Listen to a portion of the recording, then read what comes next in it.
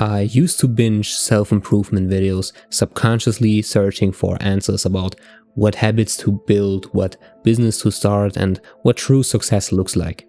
I felt productive. I would get hyped up, convinced that this video would finally change my life and give me enough motivation to work hard. Then the video ended and I clicked on another one. And then another one.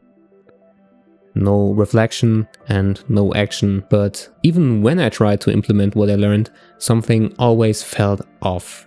I had no intrinsic motivation, just a desire for the fame and money I saw in these videos, and that wasn't enough to keep me going, of course.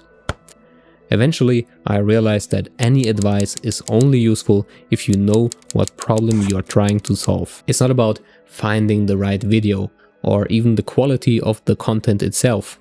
You get confused and overwhelmed because you don't put the content into a context that matters to you.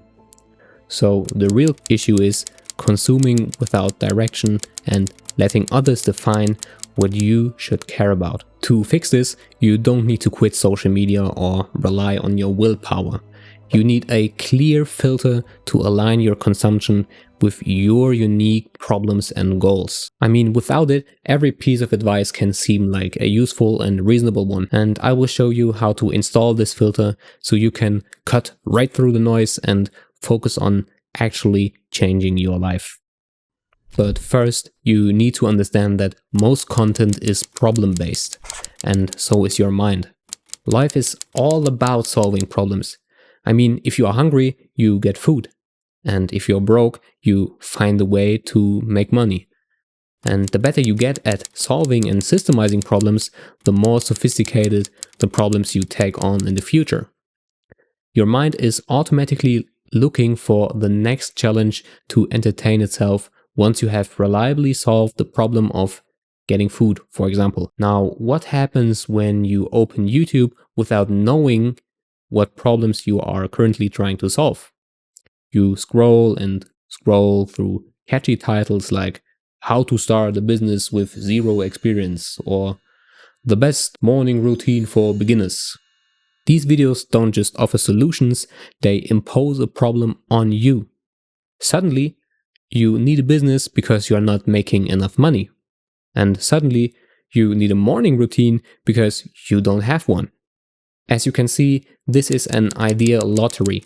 You keep consuming, hoping to find the perfect video for your situation, and 99% of the time, you end up disappointed because you are unique and your path is too. Even if you found the perfect blueprint, you would still depend on others to tell you what to do next. And isn't that something you were trying to get away from by building your own thing or business? Well, the solution is to know your own problems and to level up your skill in solving them. Treat problem solving like a video game. But first you have to determine where you are right now by journaling about your current situation, for example. What I did is writing down 10 problems that come to my mind immediately. There might even be more, but just stick to those 10.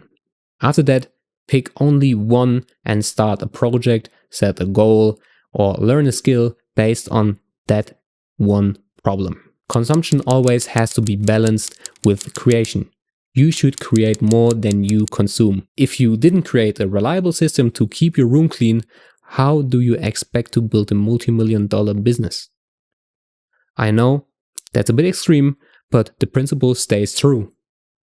Progress comes from problem awareness and systemizing the solution, then leveling up to more exciting ones. Maslow's hierarchy of needs is a cool visualization here, because you can see that skipping foundational steps makes rising up a lot harder. I'm not saying that it is impossible, and there are lots of such cases, but I think you get my point. That project you work on has to be generated from your own mind as well. If you've been scrolling on social media in the last hour or two, you can't rely on your mind to come up with something unique and authentic to you, because your mind got influenced. So you have to sit in silence for a while, maybe stare at a wall or go for a walk and Let your own ideas unfold. They won't feel like the perfect choice or like a multi-million-dollar idea, and it is supposed to be that way. You are a beginner. Experiment, solve, and see where it leads you. This is far from your life's purpose, and it is not supposed to be the thing you grind for your entire life. Clarity about that came as soon as I started experimenting with a wide range of different projects. I mean, I tried gaming YouTube channels, 3D modeling, music production, drop shipping, Instagram meme pages, ghostwriting, and many more. And I would say that none of it was wasted time. Every skill and experience helped me to narrow down which problems I really enjoy solving. And I figured out that writing and building matters deeply to me. So this became my lens for consumption. Now every book, video, or article I'm consuming runs through this exact lens. That way, everything ends up helping me to improve my understanding of how my mind and my thoughts work. If there's a video that doesn't align with any of my filters, I'm not even bothering. To summarize it, you don't necessarily need to consume less. Only if you consume more than you create. What you do need to do is to consume with intention. It's not about avoiding wide exploration, but making a conscious decision about what truly serves you. Now that you understand the theory, how do you actually guard your mind from creators, including me, imposing their problems on you? Well, the first step would be to audit your consumption. Awareness alone is creative. Once aware, you can never unsee it. At the end of a long day of consumption, ask yourself the following questions. What platforms and mediums do I use the most? This discussion is about long form versus short form, or videos versus books. Which kind of content do I consume the most? Categorize your content here into inspiration, education, and entertainment, or even mention specific YouTubers or authors. How much time do I spend consuming content and how much of it aligns with my goals in percent? If you have no clarity about your goals yet, journal about these questions as well. With all the money in the world, what would an average day look like? And what would be the opposite of that? Just get something out here. Work with whatever you get and refine it over time. Just don't overthink it. The second step would be to always have a project in mind. I stopped scrolling aimlessly because I had a project I was actively working on, which gave me a sense of urgency and purpose. Most of my content consumption now is problem driven, like learning about the specific effect in Premiere Pro. Again, these projects don't have to be gigantic. Start with small steps. The third step is set a learning goal. If you don't have a project in mind, at least define topics you want to learn more about. And be specific here. It's not just self-improvement, but human psychology, mental models, and cognitive biases, for example. Then use the search function on YouTube or other platforms intentionally to choose what you consume. The fourth step would be to review what you consume. I forced myself to write 2 to 3 sentences about every video, article, or podcast I consumed. This made it painfully obvious how much of my time was wasted on content that didn't matter at all. Especially if you are watching Reels or TikToks, this is a non-negotiable. And the last step would be to schedule your consumption. I set strict limits for social media and entertainment.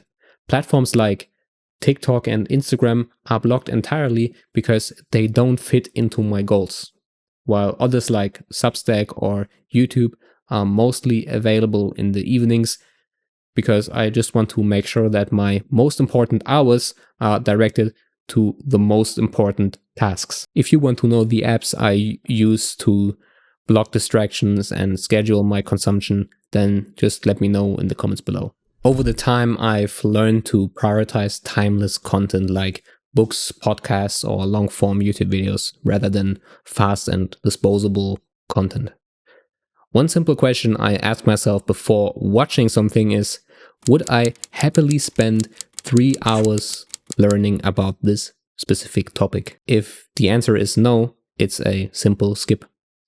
I know I might be a bit extreme here, but I've realized that my mind needs to be protected at all costs. There's just too much negativity and distraction out there, and with AI slop, this is getting worse. So I refuse to let these things influence the part of me that basically creates my reality. And with that being said, I'm always open to new perspectives. I mean, how do you ensure quality in what you consume, if you do? And let me know if I'm missing something. Yeah, that's about it.